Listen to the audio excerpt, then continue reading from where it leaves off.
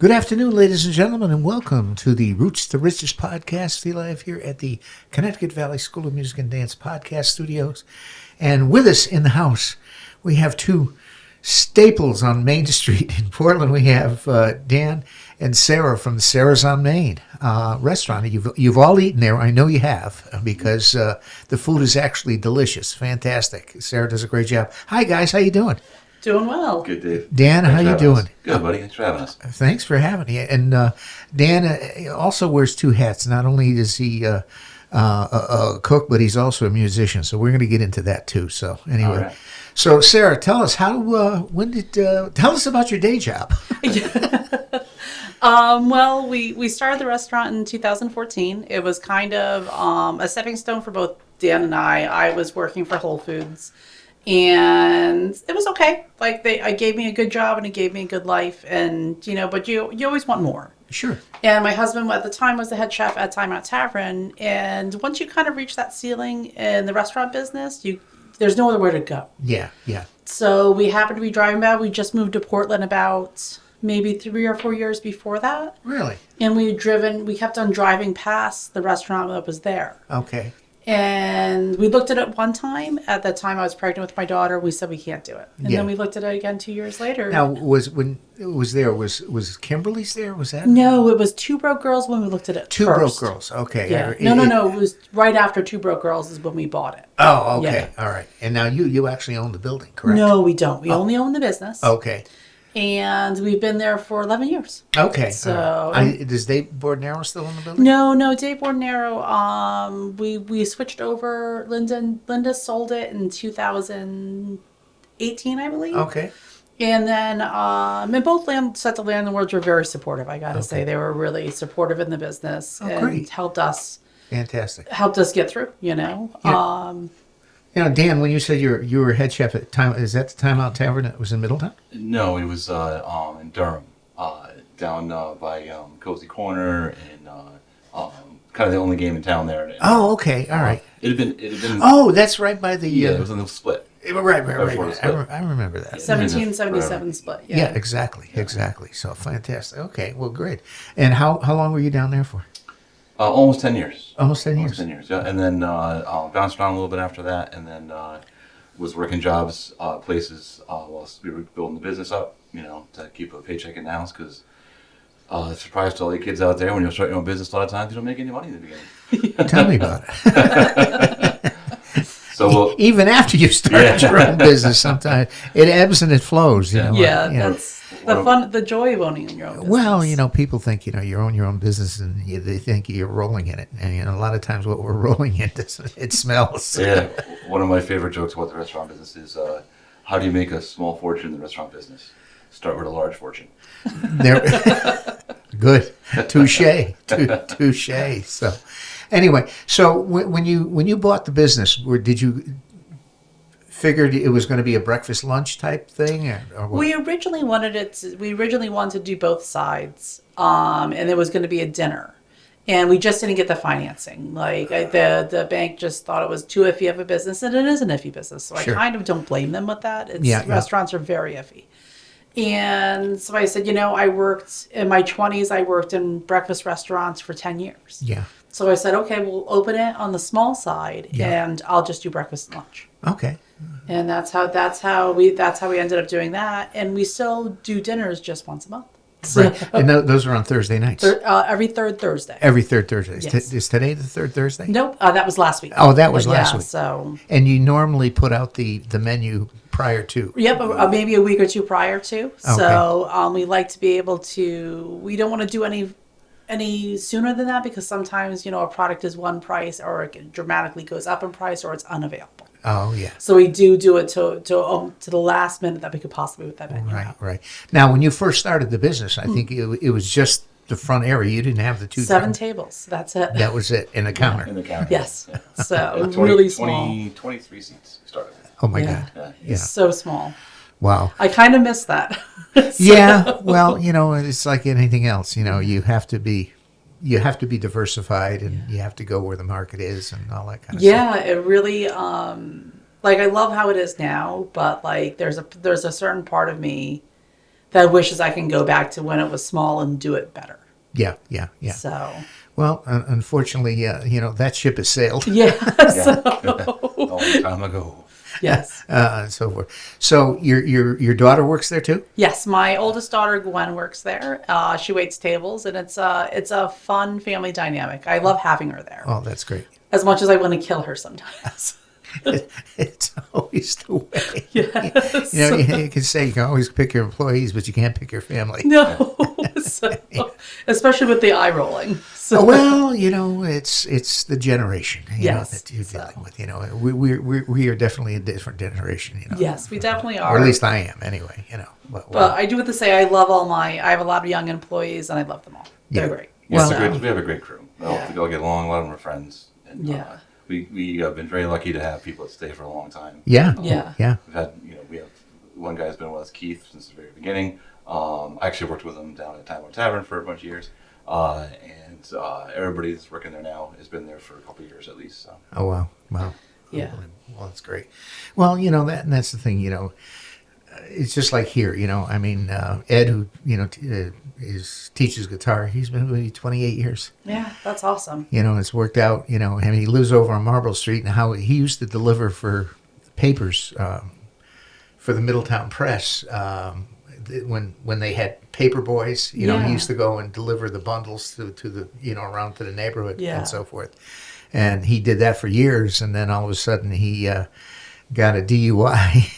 So he comes, and he always used to come in here. He says, so he lives over there.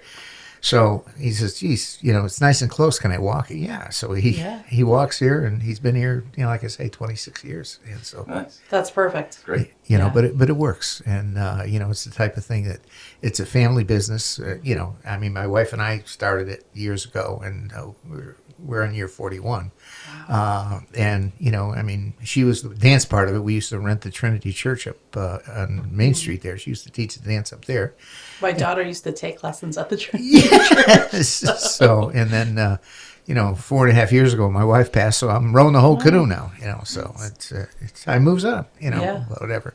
So, going forward, what's next, or, as far as any other plans and directions on the restaurant at all? No, we just kind of keep on plugging forward. I always it's so funny because there's certain things that someone will be like, well, why don't you make this certain dish anymore? And I'm like, I've forgotten that I've even made it. So I'm always trying to follow that new trend, follow that, and keep on point with what's going on in the world of food.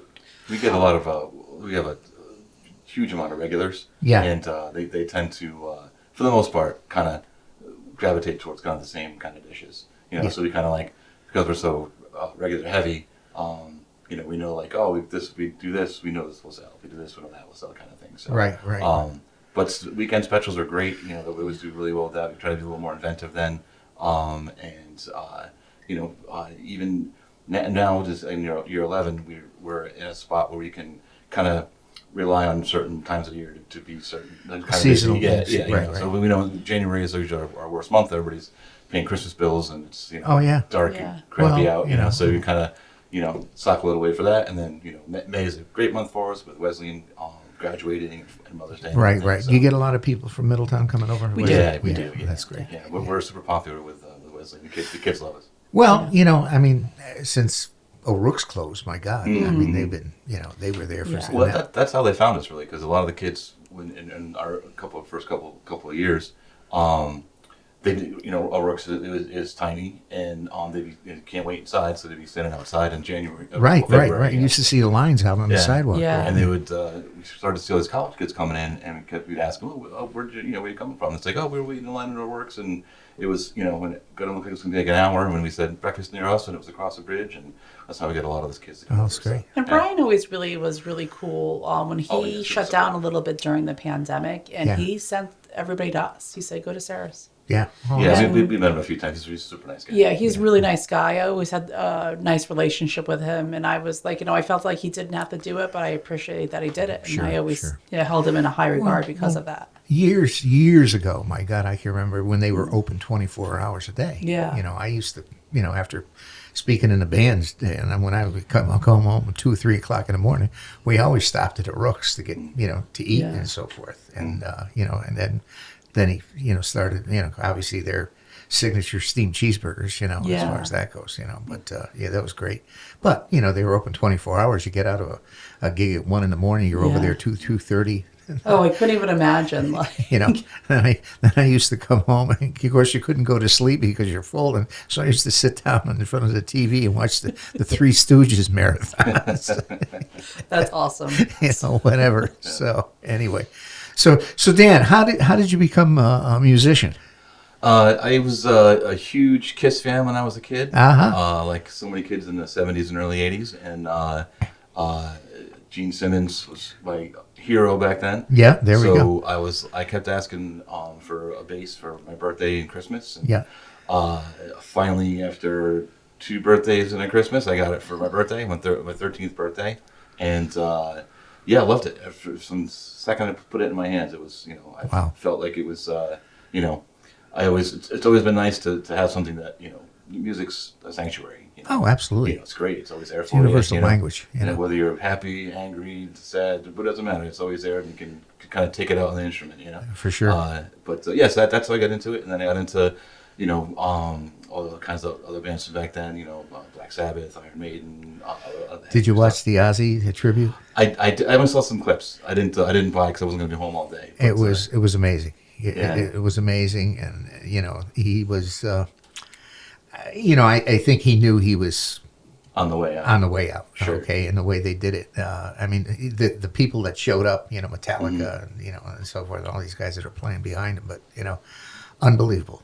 Yes, it was the clips I've seen are great, and you can tell that all those guys. Nobody got paid. They all did it. No, everything went to charity. Parkinson's disease. Over 193 million. Nice. Went to pieces, but to Ozzy's. I mean, if Sharon basically was his manager and took care of him, and kept him in the tracks. Sure. Yeah. No, you got to figure without her, he was.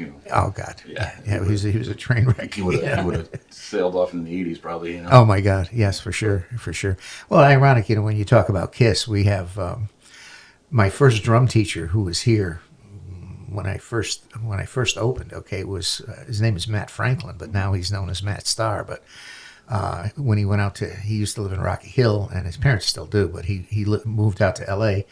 and he hooked up with Ace Frehley, and nice. Him and Ace were out on the road for quite a few years. So he went to he became Styx's drummer. He filled in with a whole mess of it, but he still comes back. But we're doing there's going to be a drumorama, which is going to be down at the Cape. Not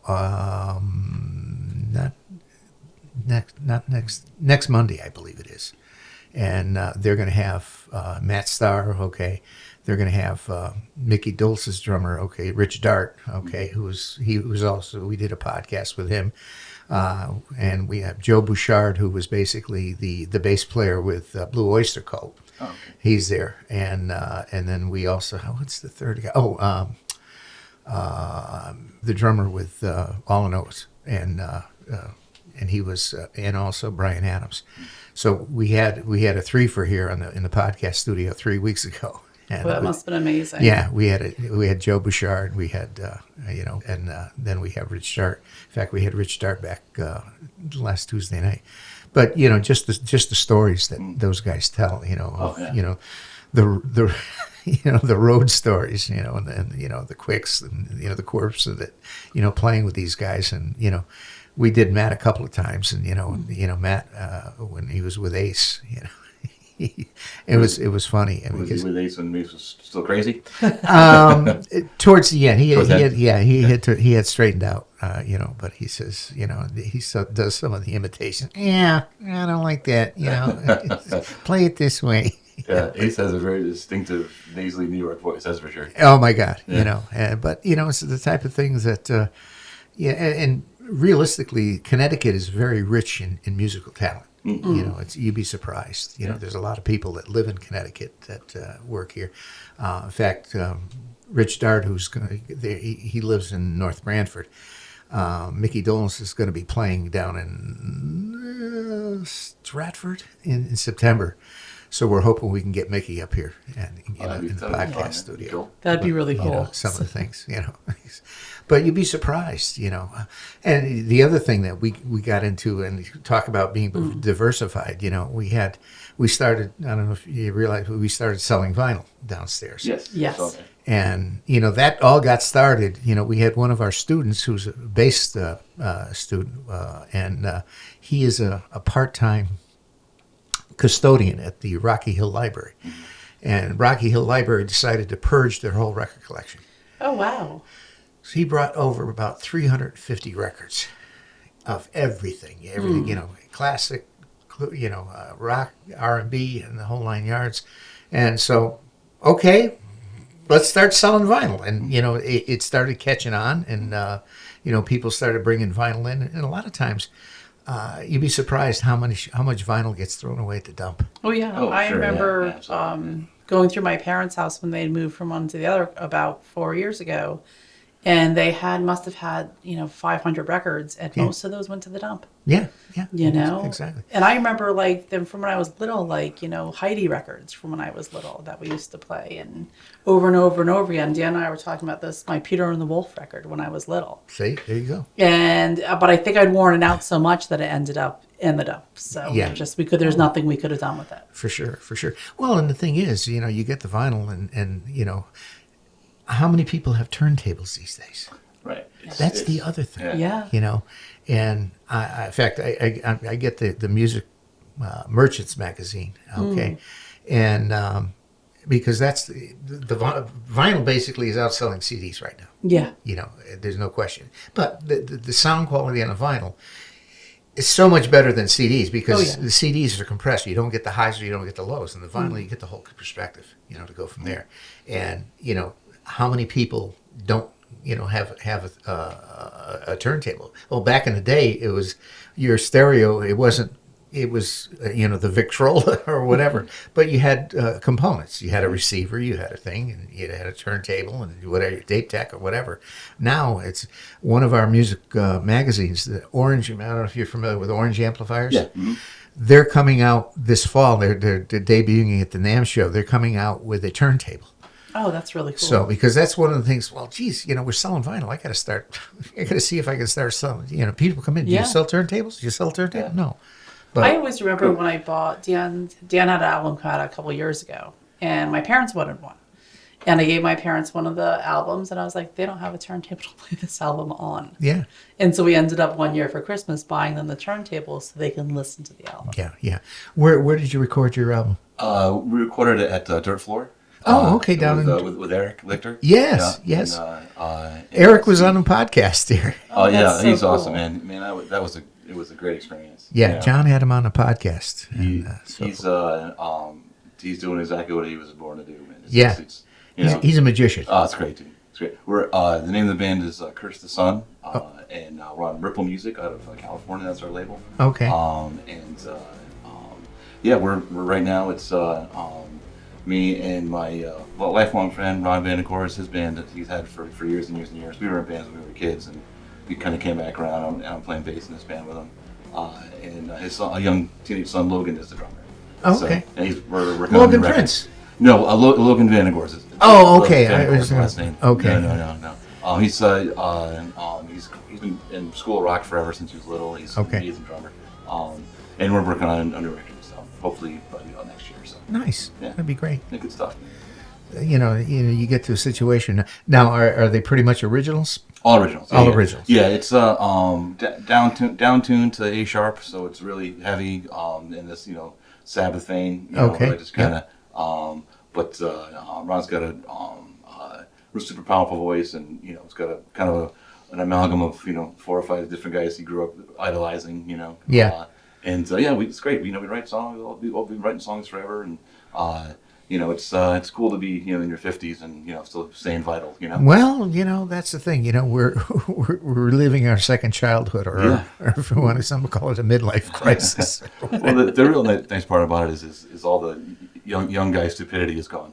Well, yeah. And we just we sit and we write songs, and we don't feel precious about things that are you're trying to step on my toes, I'm stepping on your toes. It's just like, let's just do this for fun. Well, and that's the thing. I played in bands for 50 years, and it's a type of thing. You get into a band situation, and depending on how big.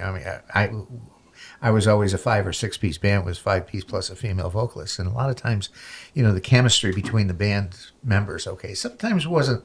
You had to kind of play mediator as far as that goes, but it's all part of it. But again, those are younger players. But when you're getting older, everything is a little bit more laid back. Yeah, you realize your parents, and you're a parent now, and your priorities are different. But you still love it. You still want to do it. Sure. And we Ron and I especially have always wanted to stick with the originals, and covers can be fun, but writing stuff and completing it and being proud of it is still a good sure. thing. Well, absolutely. I actually think restaurant, like working in a kitchen, runs a lot like a band. Like I remember working in kitchens where there's a lot of egos. I want this recipe to be put out. It has to be put out this way. And now that I'm in my 50s, I'm like, let's just make it so everybody can make the same thing. It tastes the same. It tastes awesome. You got consistency. Yeah, consistency, and I think that's.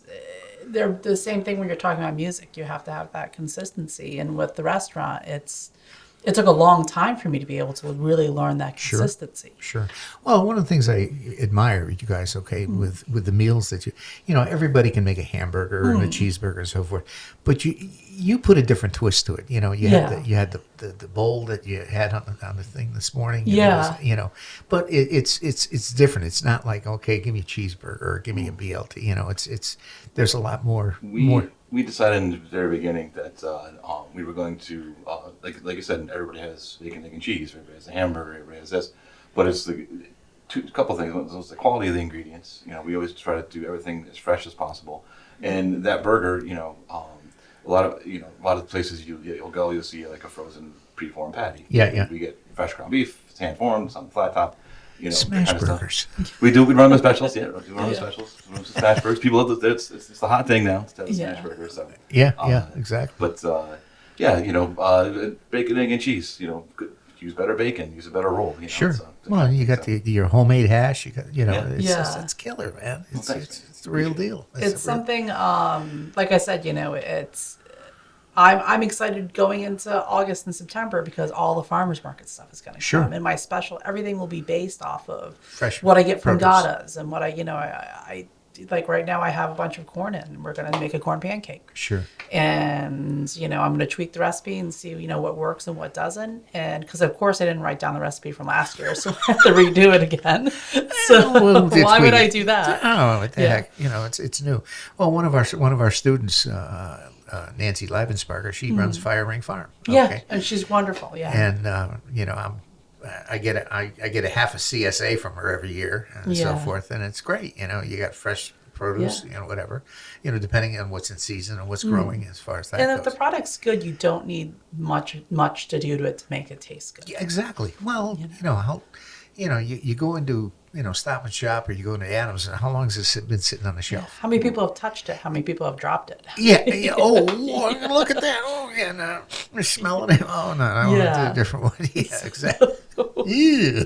It's been in transport how many times on trains, on trucks? Sure. Yeah. Well, that's the thing. Speaking of trains, trucks, and all that, how has the price of beef and so forth, have the tariffs been any? It's hit us in a couple areas. Nothing. Yeah. Avocados are expensive right now. Ground beef is is ticking up. Anything that has any miles between us and it, it's just a little bit. But what a lot of will do is like you'll see like it just kind of. They won't hit you all at once. Yeah, right. It's $1 more this week and $1 more this week and kind of go. Right.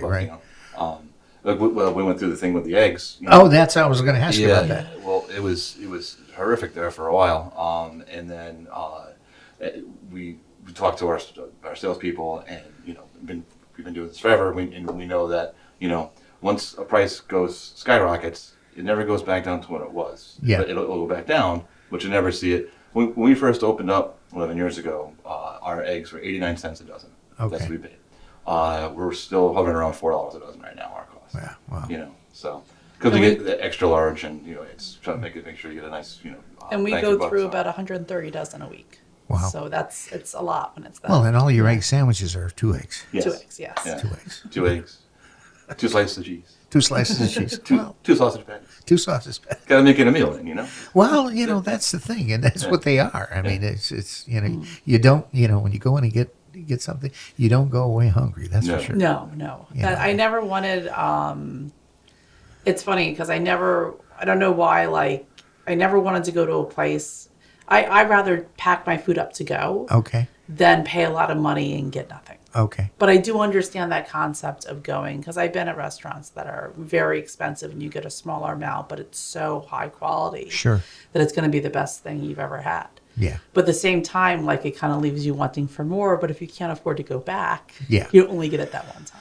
Well, that's the thing. You Yeah. know, and you don't want to regress. Yes. You always want to try to push the Yeah. envelope a little bit and so forth. And, we- 2 or 3 extra French fries isn't going to kill us financially. So, Well, exactly. And that's the thing. You get to a point where, well, somebody posted on Facebook,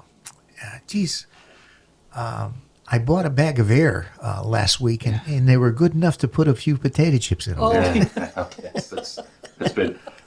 You think about, talk about, years ago, you're like, you'd get a nice full bag, and then now you're like, did somebody already open this and reseal it? I know.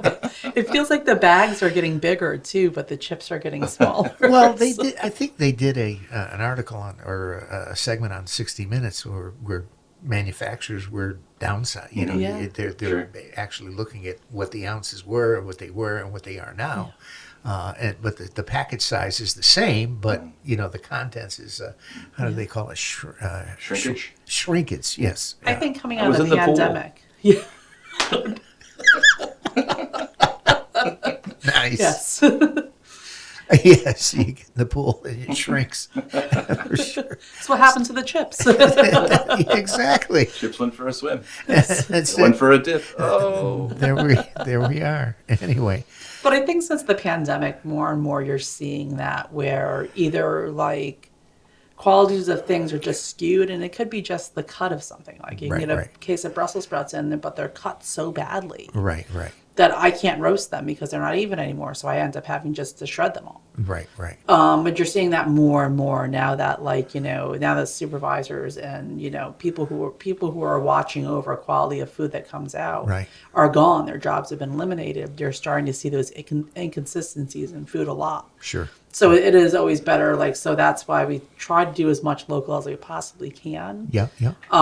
Because I'm just cutting the tomato myself, so I know there's no the inconsistency happen. It's my inconsistency. Exactly. Not a pre-sliced tomato that some are really large, some are really big, but they're been put in some kind of weird liquid. Yeah. Exactly. Regardless. Exactly. But the quality of that kind of stuff is really, you're starting to see it become spotty now. Yeah, for sure.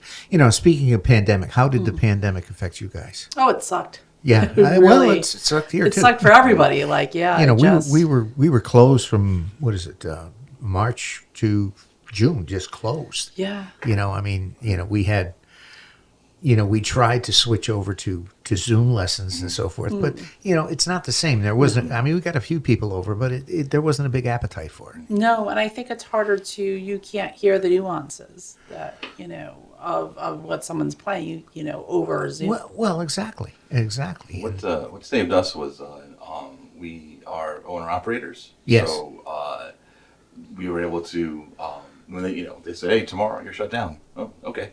And you can't have everybody in the building. So we turned to our employees and said, listen, we're just going to lay just about all of you off. We'll bring you back if this ever comes back. Yeah. But Sarah and I pretty much did it by ourselves. I think We're we able to kind of scrape by and make it happen. And we started to deliver, which you didn't do before, and that was just a way to stay alive. and then we kind of dealt back into being able to reopen, to have half capacity and that kind of thing like that. Right. We still didn't know what was going to happen. Right, right. Did people fall? Would people fall into routines of just, I just want to stay home, Go away with it, kind of thing. But it came back, and the money from the government came just at the right time. Yes, I will say the paycheck protection, yeah, for Yeah, sure. think absolutely. That was a lifesaver. We survived almost a year without any help from the government. Yeah. Well, fortunately, like I say, here it's the good thing is that I own the building, so Yes. I don't, otherwise, I mean, plus I have an apartment here that kind of basically pays the mortgage, but it's the type of thing that, a lot of people. I mean, you still had to pay rent. Yeah, Yeah. Well, our landlords were fantastic through it. Wes Jenks and John Allegra, two really good guys, and they halved our rent and said we're not going to hold it in arrears or anything like that, and you're going to owe it at the end. They said we want to see you guys survive and do your best, and if there's months you can't pay us, we'll figure it out. Yeah, well, that's good. They were great. And our vendors were great too. We we dealt with the Hosmer sodas for a long time. There's Schooner Beverage now. But they gave us free sodas for almost a full year. Nice. Just to help us out, and our big vendors were more lenient with their terms and length of time to pay it off. So Yeah. And I think in the restaurant business, just because obviously that's what I'm in, but we saw that people were kind of really looking out for each other. Well, that's what we do. Yeah. You try to. It takes a village. Yeah. I do have to say though, like every time you heard you're hearing of a restaurant go under, it kind of just hurt you a little bit. Well, my heart went out to those people. They lost everything. That's the thing. It's the type of thing. Any business, you get to a business, and for whatever reason, I mean, I'm sure you have trade magazines, and I get my magazines, and this music store, and 50 years in business went out of business. This one went out of business. This, you get to the point where. The little mom and pop shops, it's tougher to survive. You get to a point where you're you got the big guys like Music and Arts and Guitar Center and so forth. But even they were hurting. But you got to the point where you're struggling. Yeah. Well, I think one of the biggest things too that we found coming out of it was how appreciative people were that you were still there. Oh, absolutely. And stuck it out, and we were able to make it work. And people that didn't make it, you looked at that and you were like, I was talking to our salespeople. They're like, so many people didn't give it a chance because we're not going to make it. We weren't barely making it now. Right. And then they're shutting us down, and they just closed their doors. Yeah. A lot of places did that. Yeah. Well, and it's at that point cutting your losses and trying to move on. Yeah. And do something else. Yeah, exactly. And a lot of the really good tractor trailer drivers quit. Yeah. Because they were like, there's no work for us, so they're just like, I'm gonna take my pension and go off into the horizon. But then what screwed that up was when they started to open back up, they didn't have any drivers. Yeah. So they would just the delivery system was horrific. Bonkers. Yeah. Well, that's the thing. You get through. Well, I get people speaking of people appreciate you, and they, I get people that have been customers for years, that are students or whatever. And he says, I don't know what would do if you weren't here. I would have no place to buy my kids' clarinet reeds or my valve oil or my books or whatever. So that it makes you feel good. You get self-satisfaction to say whatever. And people were unbelievably generous to us. Yeah. Especially in the beginning of the pandemic, they were like, hey, here's X amount of dollars for you guys to do for whatever, and this is want to see you guys make it, Yeah. Which is one of the great things about being in a good community. Well, you get and people watching your back, Well, it's giving back, and Portland is a great community. Mm-hmm. I mean, we're everybody looks out for one another. I mean, it's a great town. Grew up here, lived here for all my life, and so forth. And I had Dan Bertram on a podcast 3 weeks ago on who's developer Brainerd Place. That's a big change in this town. It is. And hopefully, that traffic, the building, the first building, okay, which is basically up and running, is 99 apartments. There were over 65 people rented in there already. Wow, that's amazing. So he's hoping to have, by September, he's hoping to have that front building completely rented. Of course, we've got Chipotle coming. We've got Jersey Mike's coming, okay. And there's an early education center, which is going to be in that Marlboro House, which is the house right across from Burger King there, and that's going to be going into a newer building with classrooms in it and so forth. But it's a type of thing, and the second building also has a retail component too. Which is, and I think I think it's what the positive you're going to get out of that, especially like, having like the Jersey Mike's and the education center and the Chipotle coming in, is that you're bringing people into the town. So Sure. even they might not have known the music store was there, Sure. or the Chinese restaurant was there, or we were there. Sure, They'd be like, absolutely. hey, I'm going to get Chipotle today, but I'm going to check out that restaurant over Absolutely, there. Or something. Hey, I'm in Glastonbury. There's no music store. I can pick up my strings here. Sure. Instead of having to, or like I'm not in Glastonbury, but like I said, I travel through. Sure.